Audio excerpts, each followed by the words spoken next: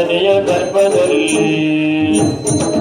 ಸರಮನೆಯಲ್ಲಿ ಸೆರೆಮನೆಯಲ್ಲಿ ದೇವನೀನು ಉಳಿಸಿದ ಸೆರೆಮನೆಯಲ್ಲಿ ದೇವನೀನು ಉಳಿಸಿದ ಸೆರೆಮನೆಯಲ್ಲಿ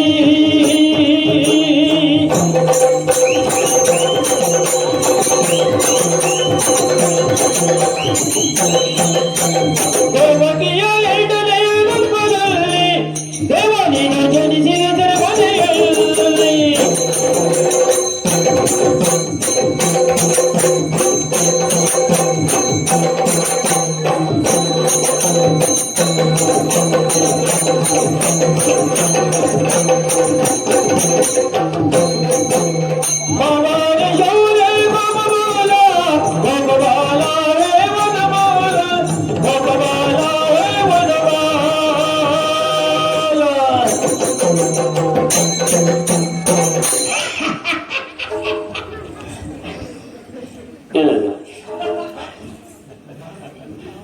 ಮರದ ತುದಿಯಲ್ಲಿ ಉಗುರು ಹುಟ್ಟಿತು. ಮರದ ತುದಿಯಲ್ಲಿ ಉಗುರು ಹುಟ್ಟಿತು. ಬೆರಳ ತುದಿಯಲ್ಲಿ ಚಿಗುರು ಹುಟ್ಟಿತು. ಹಾಗಾದ ಅಲ್ವಾ? ಎಲ್ಲ ಬದಲಾಯ್ತಲ್ಲ. ಬದಲಾಯ್ತಾ? ಈ ವರ್ಷ ಹೋದ ವರ್ಷ? ಬೆರಳ ತುದಿಯಲ್ಲಿ ಉಗುರು ಹುಟ್ಟಿತು, ಮರದ ತುದಿಯಲ್ಲಿ ಬೆರಳ ತುದಿಯಲ್ಲಿ ಉಗುರು ಹುಟ್ಟಿತು, ಮರದ ತುದಿಯಲ್ಲಿ ಚಿಗುರು ಹುಟ್ಟಿತು. ಹಸಿರ ಬುಡದಲ್ಲಿ ಉಸಿರು ಹುಟ್ಟಿತು, ಉಸಿರ ಬುಡದಲ್ಲಿ ಬಸಿರು ಹುಟ್ಟಿತು. ಸರಿ ಮಾಡುದಲ್ಲ ಹೆಂಗ? ಹಾಗೆ ಅಪ್ಪನ ಹೊಟ್ಟೆಯಲ್ಲಿ ಅಮ್ಮ ಹುಟ್ಟಿದ್ಲು, ನನ್ನ ಹೊಟ್ಟೆಯಲ್ಲಿ ನೀವು ಹುಟ್ಟಿದ್ರಿ. ಸರಿ ಮಾಡೋದು ಯಾರ ಹೊಟ್ಟೆಯಲ್ಲಿ? ಅಮ್ಮನ ಹೊಟ್ಟೆಯಲ್ಲಿ ನಾನು ಹುಟ್ಟಿದೆ, ನನ್ನ ಹೊಟ್ಟೆಯಲ್ಲಿ ನೀವು ಹುಟ್ಟಿದ್ರಿ. ಅಲ್ಲ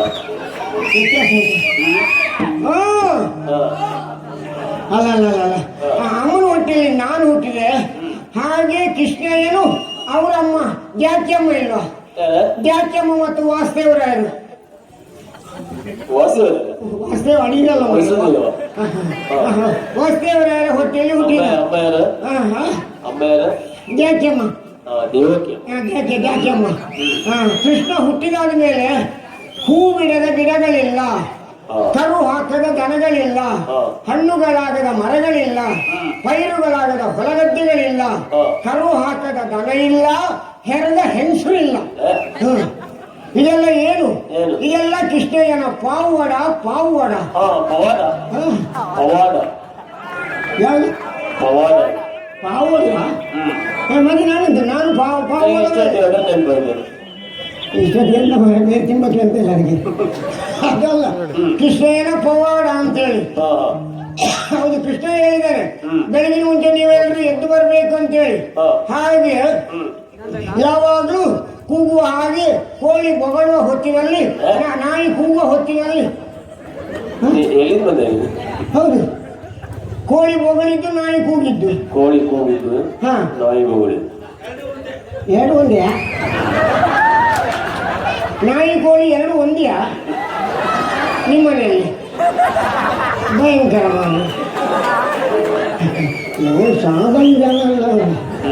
ಅಲ್ಲ, ಕೋಳಿ ಕೂಗಿದ್ದು, ನಾಯಿ ಬೊಗಳು. ನಾನು ಹೇಳೋದು ಹೆಚ್ಚು ಕಮ್ಮಿ ಆದ್ರೂ ಅವವು ಮಾಡಿದ್ದು ಅದನ್ನೇ ಅಲ್ವಾ?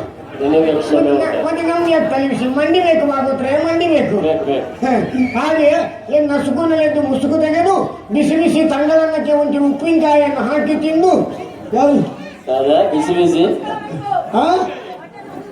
ಅದು ಬಿಸಿಬೇಳೆ ಇವತ್ತು ಉಂಟು ತಗೋ. ಇವತ್ತು ತಿಂದು ನೋಡು, ನಾಳೆ ನಾನು ಅದಕ್ಕೆ ಮುಟ್ಲಿಲ್ಲ, ಮಧ್ಯಾಹ್ನ ತಗೊಂಡೆ ಸಾಕು. ಹಾಗಲ್ಲ, ಅದನ್ನು ಈಗ ಈ ಚೀಲ ಹಿಡ್ಕೊಂಡು ಹೊರಟಿದ್ದೇನೆ. ಇಷ್ಟೊತ್ತಾಯ್ತು, ಕೃಷ್ಣ ಬೇಗ ಬರ್ಬೇಕಂತ ಹೇಳಿದ್ದಾನೆ. 3 ಸಲ ಕೂಗಿ ಕರಿತೇನೆ. ಬಂದ್ರೆ ಬಂದ, ಇಲ್ಲದ್ರೆ ಎಲ್ಲಿಗೆ ನಾನು ಕೈ ಚೀಲ ಹಿಡ್ಕೊಂಡು ಬಂದಿದ್ದೋ ಅಲ್ಲಿಗೆ ಹೋಗ್ತೀನಿ. ಕೃಷ್ಣಯ್ಯ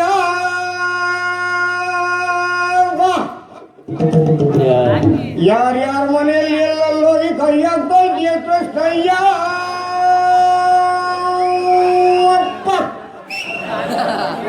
ಬಂದ್ರೆ ಬಾಯಿದ್ರೆ ಕೈ ಚೀಲ ಹಿಡ್ಕೊಂಡು ಹೊಡ್ತಾನೆ ಕೃಷ್ಣಯ್ಯ.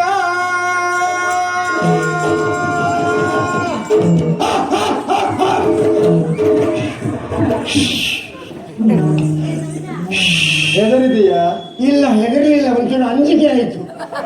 ಅಂಜಿಕೆ ಬೇರೆ ಹೆದರಿಕೆ ಬೇರೆ. ಹೆದರಿಕೆ ಬೇರೆ ಅಂಜಿಕೆ ಬೇರೆ. ಹೇಗೆ ಹೇಳ್ತೀಯ? ಹೆದರಿಕೆ ಅಂತ ಹೇಳಿದ್ರೆ ಕೈ ಹಾಕಿದ ತಕ್ಷಣ ಒಂಥರ ಹೋ ಅಂತ ಆಗುದು. ಅದೇಂದ್ರು ಅಂಜಿಕೆ ಅಂತ ಹೇಳಿದ್ರೆ ಎದೆ ಗೂಡ್ನೊಳಗೆ ಯಾರೋ ಕೂತ್ಕೊಂಡು ಅವಲಕ್ಕಿ ಕುಟ್ಟಿದ ಅನುಭವ.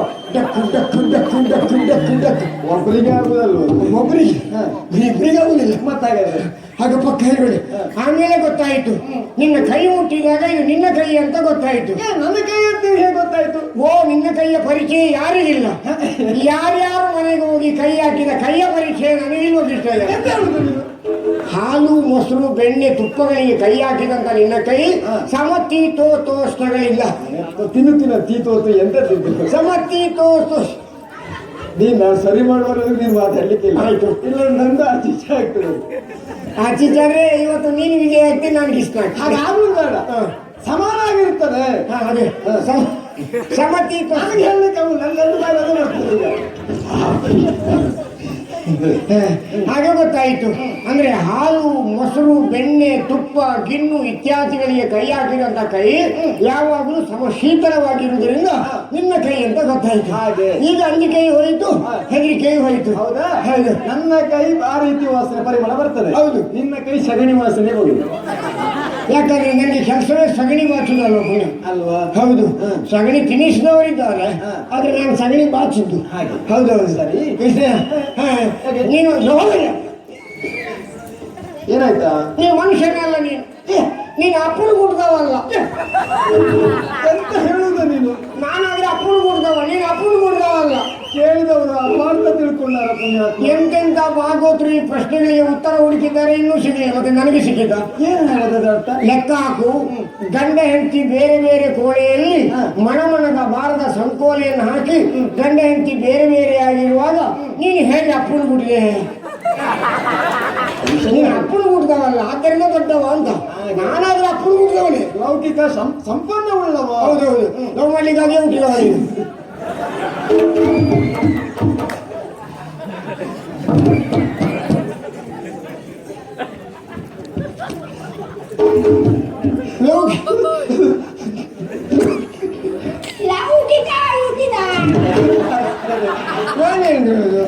ಹೇಳುವವರ ನಾಲಿಗೆ ಕತ್ತರಿಸಿದಲ್ಲ, ಕೇಳುವವರ ಕಿವಿ ಕುಯ್ಬೇಕೆಂಬ ಗಾದೆ. ಇಲ್ಲ, ನೀನ್ ನಾಳೆಗೆ ತತ್ತರಿಸ್ತಿದ್ದಲ್ಲ ಸಮಸ್ಯೆ ಆಗಿದೆ. ಇಲ್ಲ, ನಾನು ಹೇಳೋದನ್ನು ಸರಿ ಹೇಳ್ತೇನೆ. ಹಾಗಾಗಿ ಕೃಷ್ಣಯ್ಯ, ನೀನು ಅಮಾಯಕ ಪುರುಷ ಅಲ್ವಾ? ಅಮಾಯಕ ಅಲ್ವಾ? ಅಮಾನುಷ. ಅಮಾನುಷ ಪುರುಷ, ಅಮಾಯಕ ಅಲ್ಲ. ಹಾಗಾಗಿ ನೀನು ಹೇಳಿದ್ದೇನು ಮಾಡಿದ್ದೇನು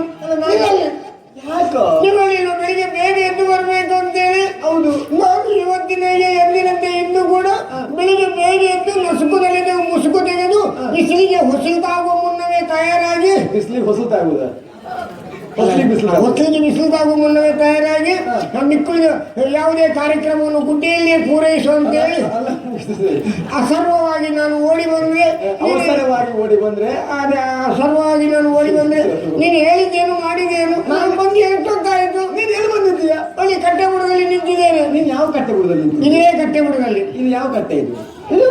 ನಾನು ಹೇಳಿದ್ದು ಮಾವಿನ ಕಟ್ಟೆಯ ಬಳಿ ಬಾ ಎನ್ನುವುದಾಗಿ. ಈಗ ಶ್ರೀಯುತ್ರ ಬಂದು ಯಾವ ಕಟ್ಟೆ? ಓ, ನಾನು ಮೇಲ್ ನೋಡ್ಲೇ ಇಲ್ಲ. ಮೊದಲು ಮೇಲ್ ನೋಡ. ಅಲ್ಲ, ಮೊನ್ನೆ ಒಂದ್ಸರಿ ಹೇಳಿದ್ದೇನೋ ನೀನು. ನಾವೊಂದು ಹೆಣ್ಮಕ್ಕಳಿಗೆ ತಮಾಷೆ ಮಾಡುವಾಗ ಹೆಣ್ಮಕ್ಕಳನ್ನು ಮೊದಲು ಅವರ ಕಾಲನ್ನು ನೋಡಬೇಕು, ಅವರಿಗೆ ಕಾಲುಂಗುರ ಇದ್ರೆ ಮಾತ್ರ ಅವರಿಗೆ ಮದುವೆ ಆಗಿದೆ ಅಂತ ಹುಡುಗಿಯರಿಗೆ ನಾವು ತಮಾಷೆ ಮಾಡಬಾರ್ದು ಅಂತ ಹೇಳಿಲ್ಲ ನಾನು. ಅದೇ, ಯಾಕಂದ್ರೆ ಮೇಲುವ ಪರಿಸ್ಥಿತಿ ಇರುವುದಿಲ್ಲ, ಕೆಲವರು ಕರಿಮಣಿ ಹಾಕೊಂಡೇ ಬರುವುದಿಲ್ಲ, ಮುಚ್ಕೊಂಡಿರ್ತಾರೆ. ಹಾಗೆ ನಿಜವಾಗ್ಲೂ ಕಾಣ್ತಾರಲ್ಲ. ಹಾಗೆ ಅದನ್ನ ನೆನಪು ಮಾಡ್ಕೊಂಡು ಬರುವಾಗ ಕೆಳಗೆ ಕಟ್ಟೆ ಗಂಟ ಮೇಲ್ ನೋಡ್ಲಿಲ್ಲ, ಇಲ್ಲೇ ಬಂದು ಕೂತ್ಕೊಂಡೆ ಹೇಳು. ಹೇಗೆ? ಈಗ ಇದು ಒಂದು ದೊಡ್ಡ ಮಾವಿನ ಮರ, ಮರದ ಕೆಳಗೆ ವಿಜಯನ ಜೊತೆಯಲ್ಲಿ ಕಿಟ್ಟ ದಿಮ್ಮಿಕಿಟ್ಟ ಕರಗಿಟ್ಟ.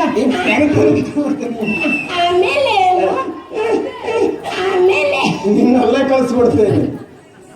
ಯಾವ್ದು ಬಾಲ ಮತ್ತೆ ನೀನು ಬಂದದ್ದು ಅರಳಿ ಕಟ್ಟೆಬುಡದಲ್ಲಿ ಪುಣ್ಯಾತ್ಮ. ಆಯ್ತು ಕೃಷ್ಣ. ನಾನು ಬಂದು ಬಹಳ ಸಮಯ ಆದ್ರೂ ನೀನು ಬರಲಿಲ್ಲ ಎನ್ನುವ ಕಾರಣದಿಂದ ಹುಡುಕಿಕೊಂಡು ಬಂದವ ನಾನು. ನಾವು ಇವತ್ತು ರಾಜ್ಯಲ್ಲೇ ಮುಗಿಸುವ ಹಾಗಾದ್ರೆ.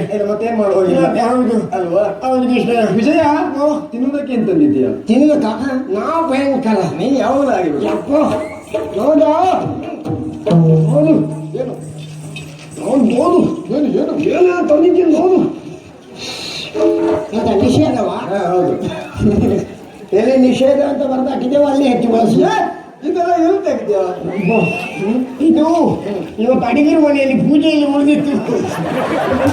ಇನ್ನು ಅಡುಗೆ ಮತ್ತು ಅಡುಗೆ ಮನೆ ಹೋಗ್ಲಿಕ್ಕೆ ಹೋಗುದು ನಮಗೆ. ಎಲ್ಲ ಕಟ್ಕೊಂಡು ಈಚೆ ಬಂದ್ರೆ ಅವ್ರ ಮನೆಯಲ್ಲಿ ಯಾರು ಇರಲಿಲ್ಲ, ಎಲ್ಲ ತುಂಬಿಸ್ಕೊಂಡು ಬಂದೆ ನಾನು. ಎಂತದ್ದು? ನೋಡು ಎಂತೆಂತ ಬಾಳೆಹಣ್ಣು ನೋಡು, ಎಂತೆಂತ ಬಾಳೆಹಣ್ಣು.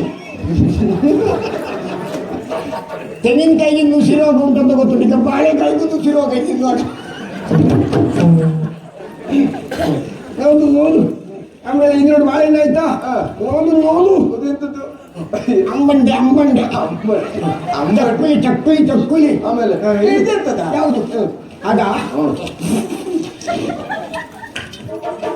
ಒಳ್ಳೇದು. ಒಳ್ಳೆಯದು. ವಿಜಯ, ಹೇ ಪುಣ್ಯಾತ್ಮ, ಇದಿಷ್ಟು ಸಾಕಾಗ್ತದೆ. ನಮಗದು ಇಷ್ಟವಾದ ತರಲಿಲ್ಲ ನೀನು. ಯಾವುದು? ಅವಲಕ್ಕಿ ಮೊಸರು. ಅದ ಅವಲಕ್ಕಿ ಮೊಸರನ್ನು ನಾನು ಸರಿ ಕಲಸಿ ಆಮೇಲೆ ಯಾವ ಕೈ ಕಲಿಸಿದ್ದ? ಈ ಕೈಯಲ್ಲಿ. ಈ ಕೈ ಕಲಿಸ್ಬೇಕು. ನೋಡ ಪರಿಮಳ ನೋಡು.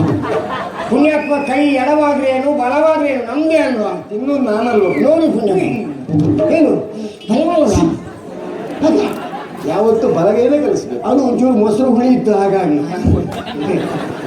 ಮತ್ತೆ ಹೇಳ್ತೀಯ, ಈ ಕೈಗೆ ಪರಿಮಳವನ್ನು ಉಳಿಸಿಕೊಳ್ಳುವಷ್ಟಿರುವ ಸಾಮರ್ಥ್ಯ ಬೇರೆ ಯಾವ ಅಂಗಕ್ಕೂ ಇಲ್ಲ. ನೋಡು ಯಾಕೆ ಹೇಳ್ತೀಯ ನೀನು? ಹೌದೇ ನೋಡು, ಕನಸಿದೆ ಕೈಯಲ್ಲಿ ಮೊಸರು ಹಾಕುವ ಬರ್ತದೆ ಇಲ್ಲಿ ಬಿತ್ತ ತೆಗೆದು ಹೀಗೆ ಒರೆಸಿದೆ ನೋಡಿ. ಇದನ್ನು ಪರಿಮಳ ಇಲ್ಲ. ಇದನ್ನು ನೋಡಿ ಅದಿರ್ಲಿ.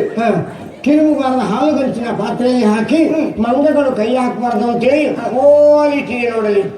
ಮಂಗಗಳ ಕೈ ಹಾಕಲಿಕ್ಕಿಲ್ಲ, ಮತ್ತೆ ನಿನ್ನ ಉಪದ ಹೆಚ್ಚಾಗಲಿಕ್ಕಿಲ್ಲ. ನಾನಿರುವಾಗ ಬೇರೆ ಮಂಗ ಬಂದಿದ್ದ, ಜಾಗ್ರತೆ ಮಾಡಬೇಕು. ಇದನ್ನೆಲ್ಲ ಕಟ್ಕೊಂಡು ಬರ್ಬೇಕಂತ ಹೇಳಿದೆಲ್ಲ ಕೃಷ್ಣ. ಹೌದು ಮಿತ್ರ, ಗೋಗಳನ್ನು ಕಾಯುವುದಕ್ಕೆ ಹೋಗುವುದು ನಿನ್ನ ಪದ್ಧತಿ. ಆದ್ರೂ ಇಂದು ಯಾವತ್ತು ಹೋದ ಕ್ಷೇತ್ರಕ್ಕೆ ಹೋಗುವುದು ಮತ್ತೆ ಹೋಗಬೇಕು.